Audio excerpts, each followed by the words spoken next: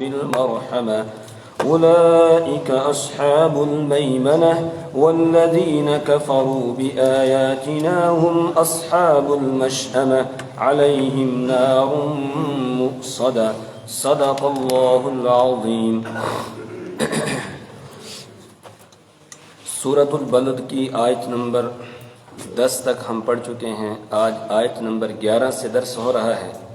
اس سے پہلے کی جو آیات ہیں ان آیات کا خلاصہ یہ ہے، اللہ تبارک و تعالی نے عظمت والے شہر، محترم شہر مکۃ المکرمہ کی قسم کھائی، اور یہ کہ وہ مکۃ المکرمہ وہ عظمت والا شہر جس میں رحمت دو عالم صلی اللہ علیہ وسلم قیام پذیر ہے، جس میں آپ کی پیدائش ہوئی ہے، آپ کی ولادت ہوئی ہے، آپ کا بچپن گزرا، آپ کا لڑکپن گزرا، اس میں آپ کی جوانی اس میں گزرتی ہے.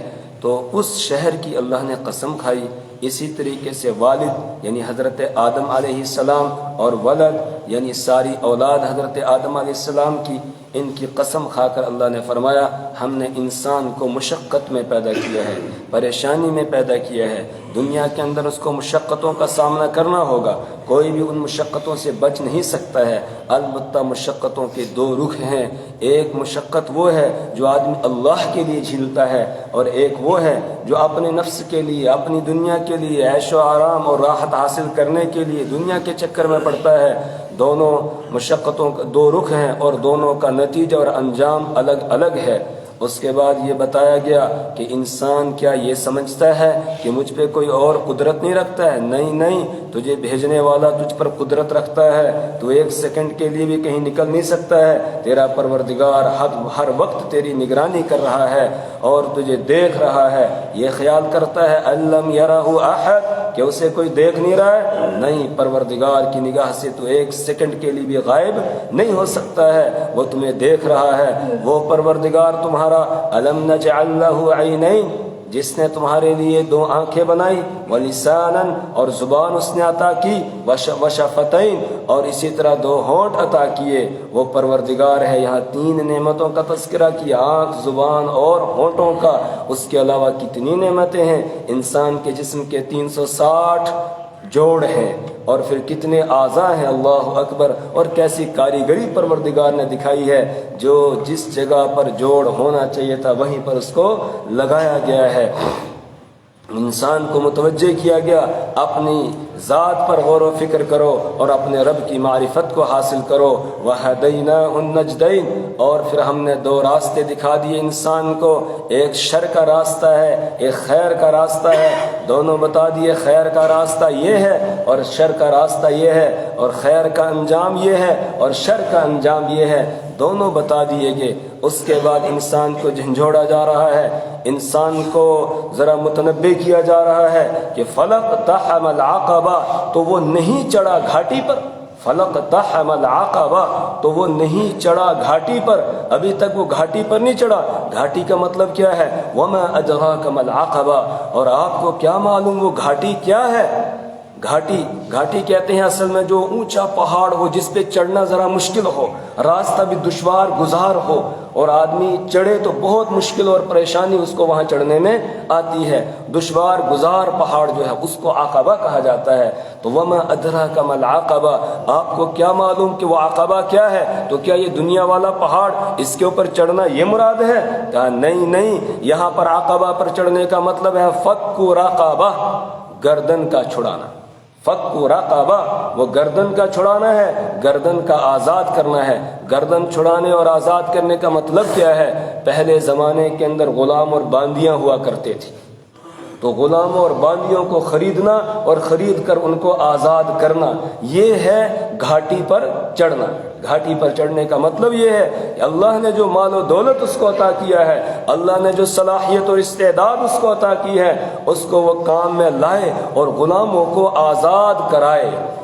اسلام انسانوں کو غلام بنانے کے لیے نہیں آیا بلکہ غلامی سے نکالنے کے لیے آیا۔ اسلام سے پہلے ایک غلامانہ نظام چلتا تھا، رسول پاک صلی اللہ علیہ وسلم نے آ کر ترغیب دی کہ غلاموں کو خریدا جائے اور ان کو آزاد کیا جائے، اور پھر شریعت اسلامیہ کی طرف سے بھی جہاں انسان سے کوئی جرم ہوا بس چلو غلام آزاد کرو، کسی نے اپنی بیوی کو ماں کہہ دیا تو چلو غلام آزاد کرو، اب کفارہ ادا کرو، زہار ہو گیا ہے، اس سے نکلنے کے لیے بیوی کو حلال کرنے کے غلام آزاد کرنا ہوگا۔ کسی نے قسم کھا لی میں فلاں کام نہیں کروں گا، پھر وہ کام کر لیا تو چلو کفارہ ادا کرو اور کفارے میں غلام کو آزاد کرو۔ کسی نے کسی کو غلطی سے قتل کر دیا، غلطی سے نشانہ لگا رہا تھا کسی جانور کو لگ گیا کسی انسان کو، تو اب اس میں بھی کفارہ ادا کرنا ہے، دیت بھی دینی ہے، کفارہ بھی ادا کرنا ہے، تو کفارے میں کہا غلام کو آزاد کرو۔ اسی طریقے سے رسول پاک صلی اللہ علیہ وسلم نے فرمایا جو کسی غلام کو آزاد کراتا ہے خرید کر تو اللہ تبارک و تعالی اس غلام کے اعضاء کے آزاد کرانے کے بدلے میں اس کے تمام اعضاء کو جہنم سے آزاد کر دیتے ہیں۔ اور پھر مثال دی یہاں تک کہ اس کے ہاتھ کو اس کے ہاتھ کے بدلے میں، پیروں کو پیروں کے بدلے میں، آنکھوں کو آنکھوں کے بدلے میں، زبان کو زبان کے بدلے میں، یہاں تک کہ شرمگاہ کو شرمگاہ کے بدلے میں اللہ تبارک و تعالیٰ آزاد کر دیتے ہیں۔ جہنم سے اس کو چھٹکارا مل جاتا ہے جو کسی غلام کو آزاد کرتا ہے۔ اور پھر صحابہ کرام رضوان اللہ تعالیٰ علیہم اجمعین نے اس پر بڑھ چڑھ کر حصہ لیا، ایک دوسرے سے آگے نکلنے کی کوشش کرتے تھے۔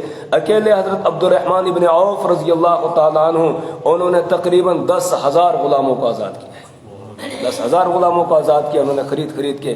اسی طریقے سے اور جو صحابہ تھے جن کو اللہ نے استعداد اور صلاحیت دی تھی بس وہ غلاموں کو خرید کے آزاد کر رہے تھے، اور اتنے آزاد کیے کہ آج الحمدللہ دنیا میں کہیں غلاموں کا نام نشان نہیں ہے، کہیں پر بھی نہیں ہے۔ ایک مطلب ہے فک و رقبہ، غلاموں کو آزاد کرنا یعنی گردنوں کو چھڑانا۔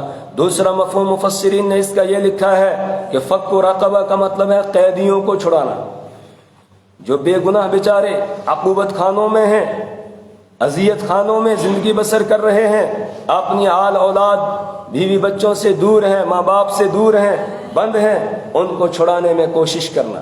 بے گناہ کتنے بے گناہ ہوتے ہیں ہمارے آس پاس میں، کسی کو لے جاتے ہیں پکڑ کے، پتہ بھی ہمیں کہ اس کا کوئی قصور کچھ بھی نہیں ہے، لیکن کبھی ہم نے کوشش کی، کبھی ان کو چھڑانے کی کوشش کی، کبھی ان کا پتہ لیا، کبھی خبر کی۔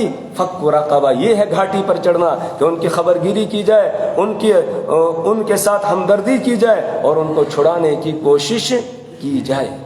اور خصوصاً اگر کسی ہماری بہن کو گرفتار کیا جائے تو اس وقت میں تو فقہاء کرام نے لکھا ہے کہ امرات سبیت فی المشرق، کہ کوئی عورت ہے جو مشرق میں گرفتار کی گئی ہے تو فوجبت علی اہل المغرب ان یخلصوها، تو مغرب کے مسلمانوں تک یعنی پوری دنیا کے مسلمانوں پر لازم ہو جاتا ہے اپنی اس بہن کو چھڑانے کے لیے کوشش کرنا۔ آج ہم دعا بھی نہیں کرتے، دعا کرتے ہیں؟ ابھی میں پوچھوں گا کہ آج کس نے یہ دعا کی تھی کہ اللہ ہمارے بہن بھائی جو بے گناہ جیلوں کے اندر پڑے ہوئے ہیں ان کو رہا کر دے؟ کوئی نہیں کہے گا، کوئی نہیں بتا سکے گا۔ کیوں؟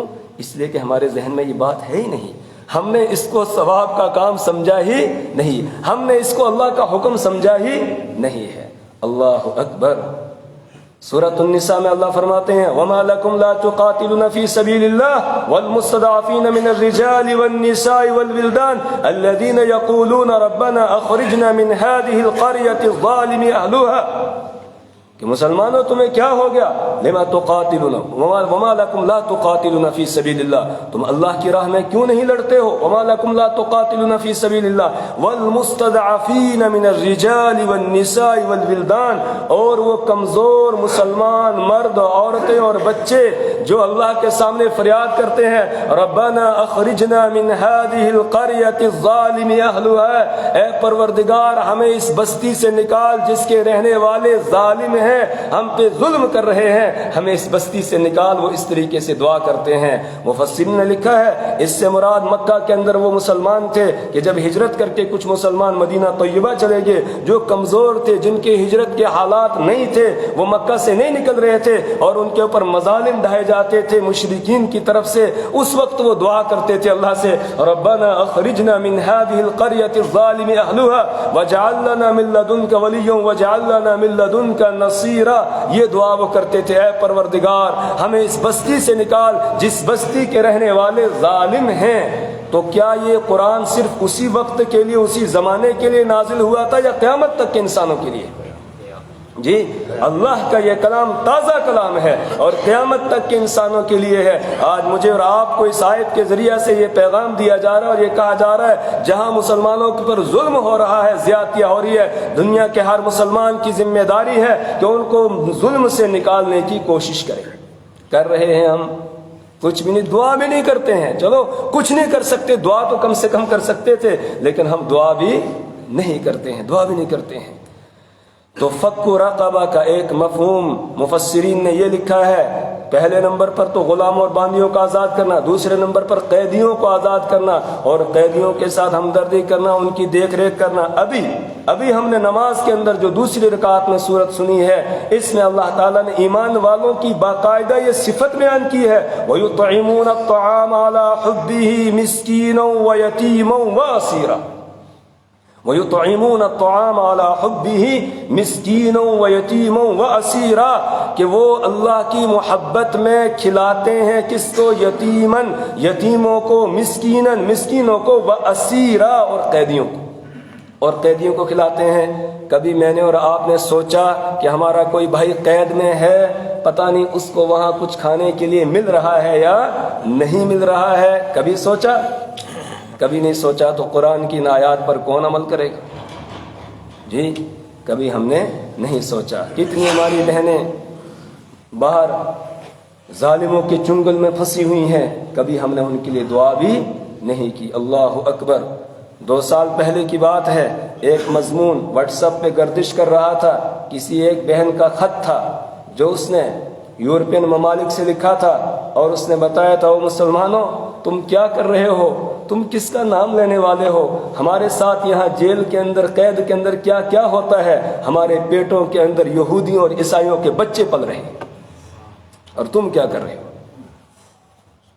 لیکن آج بے غیرت ہو گئے ہمارے مسلمان حکمراں، جتنے اسلامی ممالک ہیں، کبھی انہوں نے کوشش نہیں کی، کبھی نہیں کوشش کرتے۔ وہ تو اپنے بس مزے لوٹنے میں لگے ہوئے ہیں، ہر جگہ ان کے مکانات بنے ہوئے، ہر جگہ ان کے محل بنے ہوئے، دنیا کے کونے کونے میں محل بنا رکھے، عیاشیاں اڑانے میں لگے ہوئے ہیں۔ اللہ ان کو ہدایت دے یا ان کو اٹھائے اور ان کی جگہ اللہ تبارک و تعالیٰ کسی عادل اور انصاف پر اور کسی ہمدرد کو لائے۔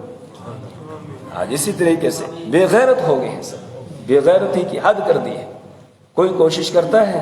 کوئی کوشش نہیں کرتا ہے۔ کس کے سامنے رہے؟ بس اللہ کے سامنے ہی ہے۔ اللہ سے ہم فریاد کریں۔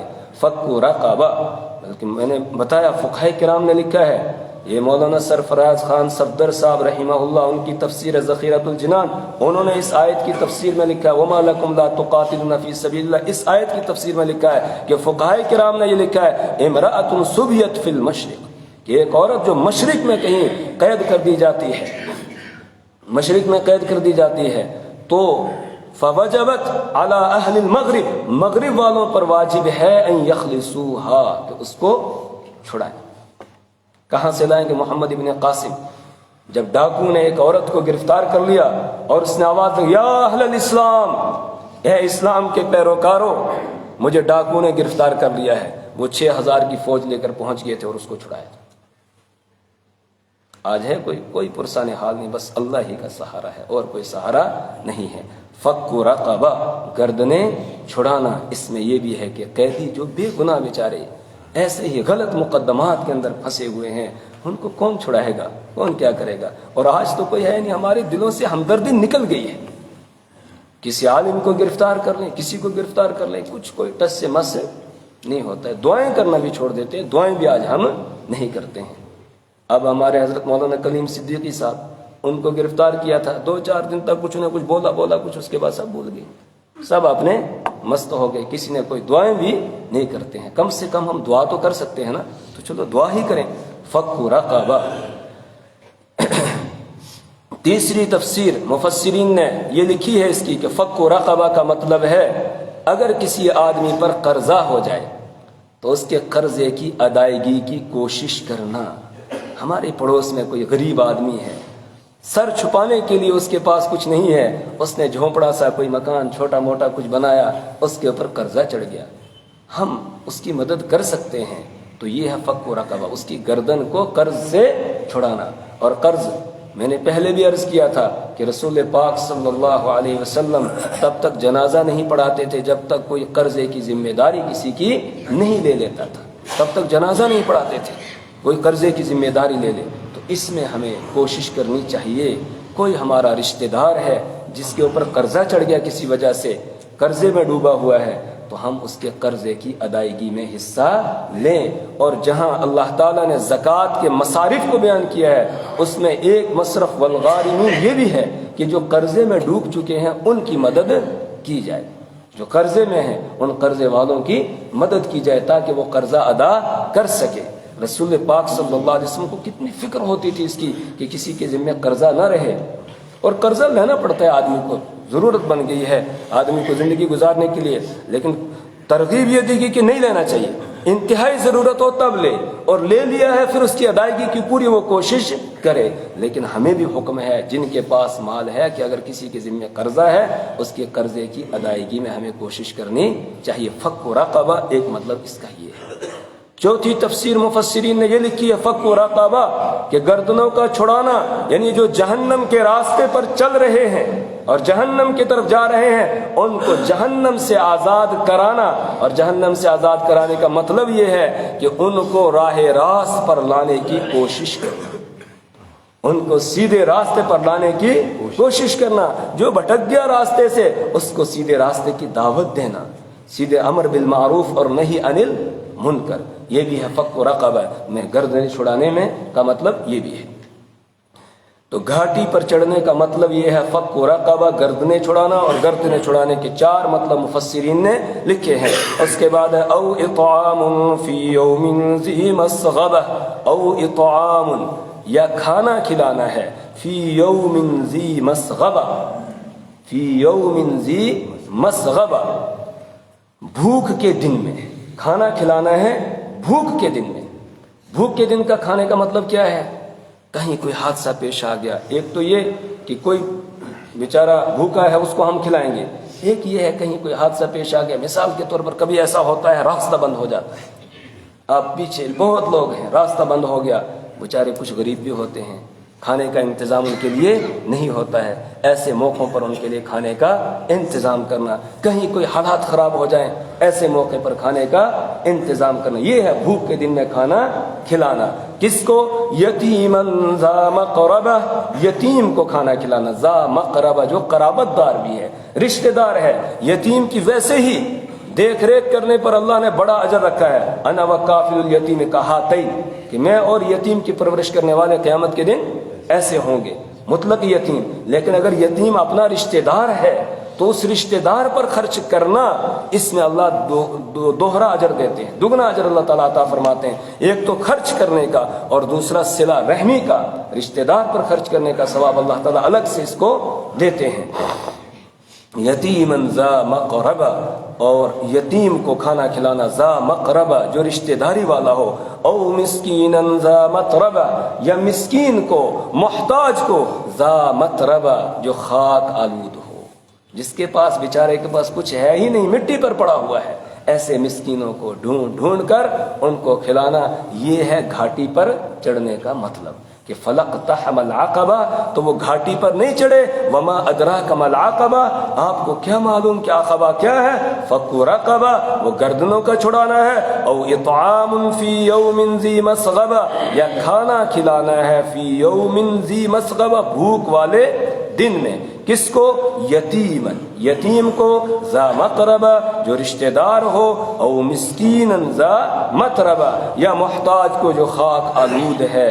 اور یہ کام کرنے کے ساتھ ساتھ ثم كان من الذين آمنوا وتواصوا بالصبر وتواصوا بالمرحمة، ثم كان پھر ہو وہ، من الذين ان لوگوں میں سے، آمنوا جنہوں نے ایمان لایا۔ ایمان شرط ہے، کسی بھی عمل کی قبولیت کے لیے ایمان شرط، اگر ایمان نہیں ہے تو پھر کوئی عمل اللہ کے یہاں قابل قبول نہیں ہے، چاہے کتنا ہی اچھا عمل آدمی کرے۔ یہ جو ہمارے غیر مسلم بھائی ہیں اچھے اچھے کام بھی کرتے ہیں تو ان کو ان کے اچھے کاموں کا بدلہ اللہ دنیا ہی میں دے دیتا ہے، دنیا میں دیتا ہے اللہ تبارک تعالیٰ ان کو، اور بالکل اس وعدے کے مطابق دیتا ہے جو وعدہ اللہ کا ہے نا آخرت میں ہمارے لیے کہ اگر 1 لے کر آؤ گے 10 کے برابر ملے گا، اسی طرح اللہ دنیا میں ان کو دے دیتا ہے، البتہ آخرت میں ان کے لیے کچھ بھی نہیں ہوگا۔ لیکن اصل کمائی کہاں کے لیے ہے؟ آخرت کے لیے، اس کے لیے ایمان شرط ہے۔ ثم كان من الذين، پھر وہ ہو ان لوگوں میں سے جنہوں نے ایمان لایا، وتواصوا بالصبر، اور وہ ہو ان لوگوں میں سے جو ایک دوسرے کو صبر کی تلقین کرتے ہیں، وتواصوا بالصبر، اور وہ وصیت کرتے ہیں ایک دوسرے کو، بالصبر، کس کی؟ صبر کی۔ صبر کی وصیت کرنے کا مطلب کیا ہے؟ صبر کے 3 درجے، ایک ہے الصبر علی الطاعات، اطاعات پر جم جانا، یعنی ایک دوسرے کو تلقین کرنا اچھی باتوں کی، اچھے کاموں کی تلقین کرنا، یہ بھی صبر ہے۔ دوسرا ہے الصبر عن المعاصی، گناہوں سے بچنا، یہ بھی کیا ہے؟ صبر ہے، ایک دوسرے کو گناہوں سے بچنے کی تلقین کرنا۔ اور تیسرا ہے الصبر علی الشدائد، پریشانی آ جائے، مصیبت آ جائے، کوئی تکلیف، کوئی حادثہ پیش آ جائے، اس میں ایک دوسرے کو صبر کی تلقین کرنا، ایک دوسرے کو تسلی دینا اور صبر کی تلقین کرنا، یہ بھی ایک ایمان والے کا کام ہے۔ وَتَوَاصَوْا بِالْمَرْحَمَةِ، اور ایک دوسرے کو وصیت کرتے ہیں بالمرحمہ، کس کی؟ رحم و کرم کی، عفو و درگزر کی، ایک دوسرے کو اس بات کی وصیت کرنا کہ امت پر، مخلوق پر شفقت اور مہربانی کی جائے، ایک دوسرے کو رحم کی تلقین کرنا، شفقت اور محبت کی تلقین کرنا، صرف انسانی نہیں بلکہ اللہ کی ہر مخلوق کے اوپر رحم کرنا۔ ارحموا من فی الارض، تم زمین والوں پر رحم کرو، یرحمکم من فی السماء، تم پر آسمان والا کیا کرے گا؟ رحم کرے گا۔ تم زمین والوں پر رحم کرو، آسمان والا تم پر رحم کرے گا۔ اور اللہ اکبر، بخاری شریف میں روایت ہے، ایک عورت، فاحشہ قسم کی عورت، وہ گزر رہی تھی، اس نے دیکھا ایک کتا ہے، پیاس کی وجہ سے زبان باہر نکالے ہوئے ہے، نیچے کبھی مٹی کو چاٹتا ہے، پریشان حال، ایسا اس کو لگ رہا ہے کہ ابھی یہ مر جائے گا پیاس کی وجہ سے، وہ پریشان ہو گئی۔ اس کے دل کے اندر جو ایک رحم کا مادہ اللہ نے رکھا تھا وہ جاگ اٹھا، بیدار ہو گیا۔ اس نے دیکھا کنواں ہے لیکن پانی نکالنے کے لیے کوئی برتن وہاں نہیں ہے، اس نے چمڑے کا خوب موزہ پہنا ہوا تھا، اس کو اتارنے کے بعد اپنے سر کی اوڑھنی لی، اس کے ساتھ اس کو باندھا، کنویں کے اندر لٹکایا اور وہاں سے پانی کا اس کو بھرا اور اس کتے کے منہ میں ڈال دیا۔ جب کتے کے منہ میں ڈالا، کتے کو ہوش آ گیا، اللہ نے اس کی اسی عمل کی وجہ سے مغفرت کر دی، بخشش کر دی اور اس کے لیے جنت کا فیصلہ کر دیا۔ اللہ مہربان ہے، اس کو کون سا عمل انسان کا پسند آ جائے بس اللہ ہی جانتا ہے، اس لیے کوئی چھوٹی سی چھوٹی نیکی بھی آدمی کو چھوڑنی نہیں چاہیے۔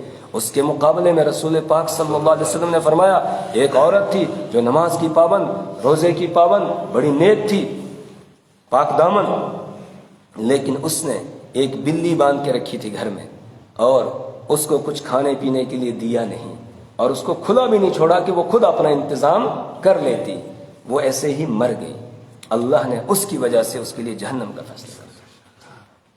تو ایک دوسرے کو رحم کی تلقین کرنی چاہیے، شفقت کی تلقین کرنی چاہیے۔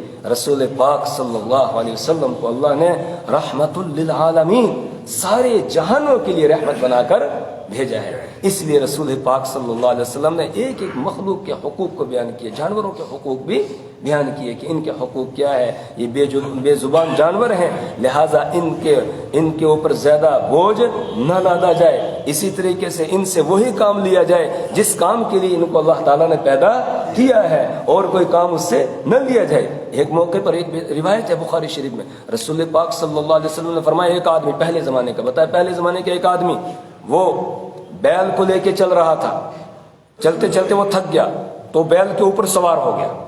جیسے وہ بیل پر سوار ہوا، بیل آگے سے بول پڑا اور بیل نے کہا کہ مجھے اس کام کے لیے پیدا نہیں کیا گیا ہے، خلقت للحراسہ، کہا مجھے تو کھیتی کے لیے پیدا کیا گیا ہے، ہل جوتنے کے لیے مجھے پیدا کیا گیا ہے، مجھے سواری کے لیے پیدا نہیں کیا گیا ہے۔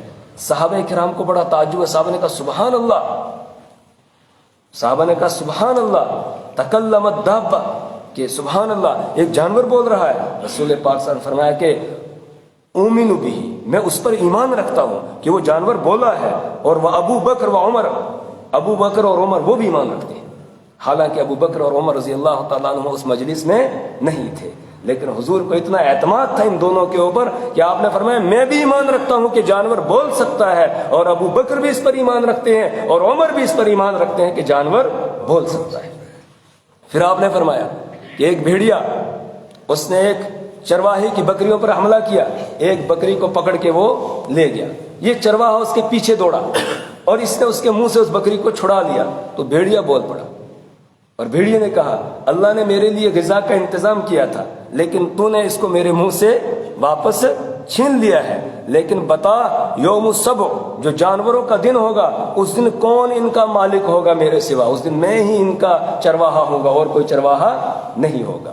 صحابہ نے پھر بولا سبحان اللہ کہ بھیڑیا بھی بولتا ہے، تو آپ صلی اللہ علیہ وسلم فرمایا کہ اومنو بھی، میں اس پر ایمان رکھتا ہوں کہ بھیڑیا بھی بول سکتا ہے، اللہ اس کو بھی بولنے کی طاقت دے سکتا ہے، وہ بھی بول سکتا ہے۔ ابو بکر و عمر، ابو بکر اور عمر بھی اس پر ایمان رکھتے ہیں کہ بھیڑیا بھی بول سکتا ہے۔ تو جانوروں کے حقوق رسول پاک صلی اللہ علیہ وسلم نے بیان فرمائے، درختوں کے حقوق بیان کیے کہ ان کو بھی فضول میں کاٹا نہ جائے، ضرورت ہو تو ان کو کاٹ سکتے ہیں، چونکہ جس ضرورت کے لیے اللہ نے ان کو پیدا کیا اس میں ہم استعمال کر سکتے ہیں، لیکن بلا وجہ ویسے ہی ان کو کاٹنا کہا یہ بھی درست نہیں ہے، کیونکہ جب تک درخت ہرا ہے وہ اللہ کی تسبیح بیان کرتا رہتا ہے، تو ہم نے اس کو کاٹ کر اللہ کی تسبیح سے روک دیا گویا، تو ضرورت ہو پھر تو استعمال کرنے کی اجازت ہے۔ کیوں؟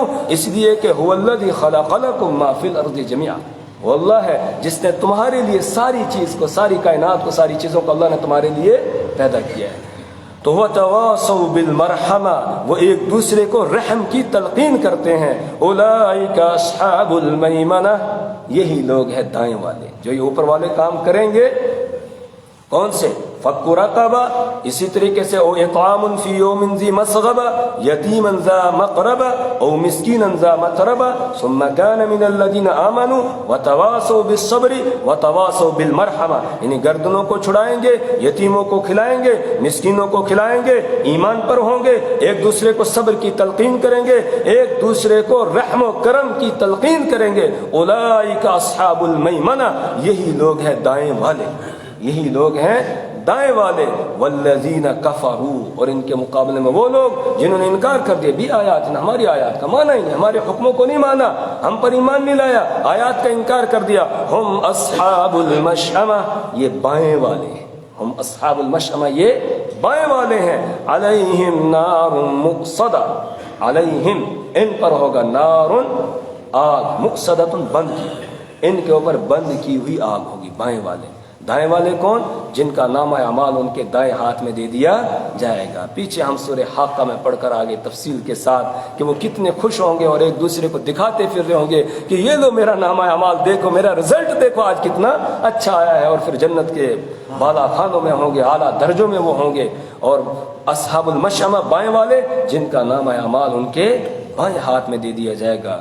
اللہ ہماری حفاظت فرمائے، اللہ دائیں والوں میں ہمیں شامل فرمائے۔ تو ان کے بارے میں بتایا علیہم نار مؤصدہ، ان کے اوپر آگ کو بند کر دیا جائے گا، کہیں سے ہوا بھی نہیں آ سکے گی کہ اس کو بجھایا جا سکے، نہیں، بلکہ آگ کے ستون ہوں گے، ان ستونوں کے اندر ان کو بند کر دیا جائے گا، اوپر آگ، دائیں آگ، بائیں آگ، نیچے آگ، آگے پیچھے چاروں طرف سے آگ کے اندر ان کو بند کر دیا جائے گا۔ اللہ محفظنا، اللہ حفاظت فرمائے۔ اللہ سے دعا کریں اللہ ہمیں اپنی کتاب کی سمجھ اور فہم عطا فرمائے، اللہ اس کے مطابق عمل کی توفیق عطا فرمائے۔